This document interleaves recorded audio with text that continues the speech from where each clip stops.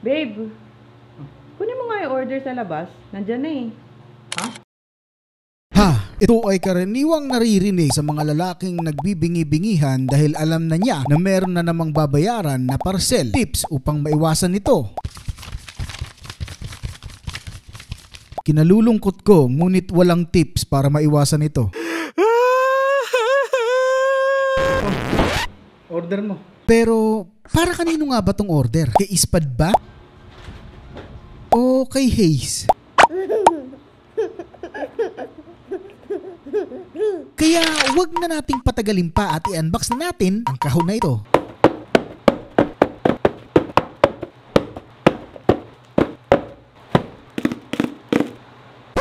Teka muna, tandaan, mag-ingat sa paggamit ng gunting. At kung maaari, humanap ng mas nakakatandang tao sa bahay nyo. At kung ikaw ay matanda na, alam mo nang gagawin. Tuloy natin.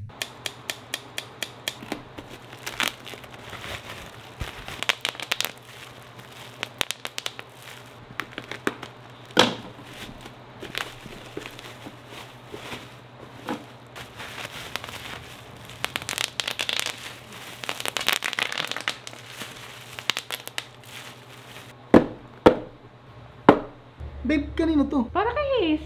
Kay Hayes na naman? Oo. Ano ba to? Laruan. Ang dami ah. Pero okay lang ba to kay Hayes? Huwag kang mag-alala. Yan ang aalamin natin. So meron tayong tatlong criteria para malaman kung baby proof nga ba itong laruan na to or hindi. Number 1, matibay at hindi madaling masira.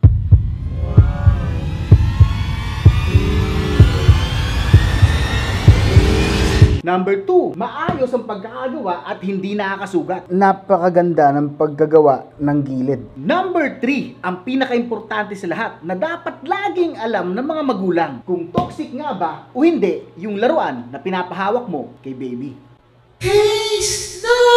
At kung nagawa na natin lahat yan, aalamin naman natin kung sulit nga ba o hindi yung laruan na to.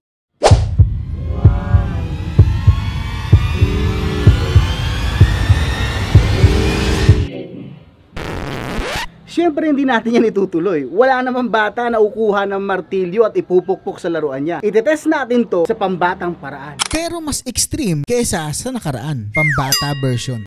Meron tayong tatlong test para malaman kung matibay nga ba ang pagkakagawa nito. Number 1, step test. Ito yung kalamitan na nagagawa ng mga anak natin o ng mga baby, yung natatapakan nila yung laruan nila. Number 2, wall test. Dito naman malalaman natin kung gaano nga ba katibay itong laruan na to kapag ibinato mo to sa pader. At ang panghuli ay ang heat test. Pwede rin natin sabing floor test, pero kaparehas lang din siya ng wall test, pero sa lapag natin siya ihahampas. Kasi alam naman natin na itong mga baby o yung mga anak natin ay talagang mahilig magpukpok ng laruan sa sahig.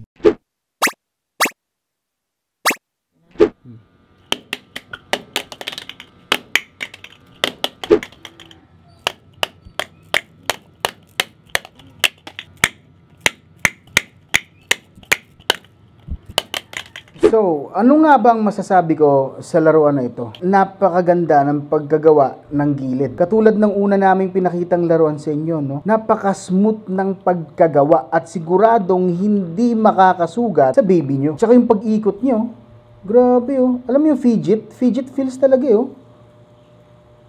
Kaya maski ako, nag-i-enjoy akong laruin to eh. Kayo, anong masasabi nyo? Sandali lang, nakikita niyo ba tong tatlong to?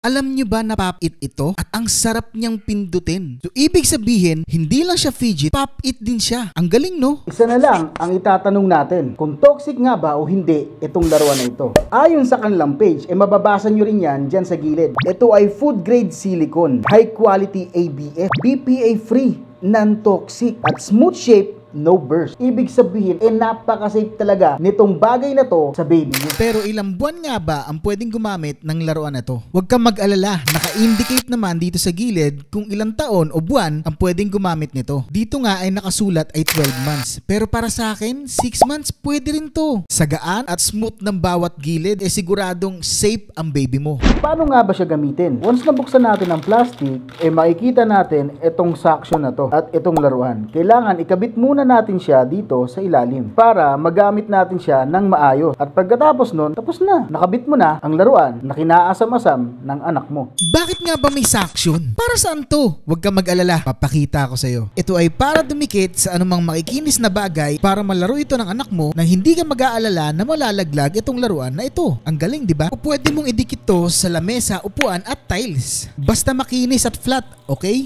Ito tips, basahin mo muna para dumikit at mas lalong kumapit. Alam nyo, sa katunayan lang, napansin ko rin dito sa laruan na to, hindi lang siya pambata. Pwede rin siya sa mga matatanda. Paano ko nasabi? Kasi nahuli pa nga ako ni Macrin na ginamit ko to eh. Babe. Babe, nata may laruan ni Hayes? Tina mo? Ikaw na naglaro niyan? Sige na. Babe, kay Hayes yan. Pero muna ako, 3 naman to eh. Ano ba yan? Inagawa mo pa yung bata? Pero meron pa ring tanong sa isip natin. Kaya nga ba itong laruin ng bata? Kaya naman, pinalaro namin to kay Hayes.